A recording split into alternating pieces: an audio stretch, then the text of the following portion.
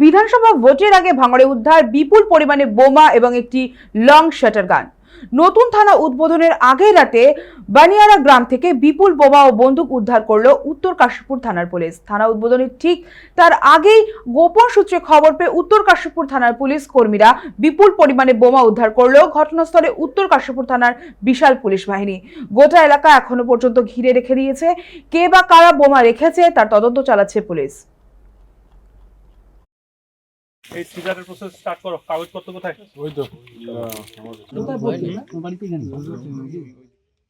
বারে বারে বলে আসছিলাম যে নওশাদ সিদ্দিকী এখানে একটা বোমা শিল্প তৈরি করেছে।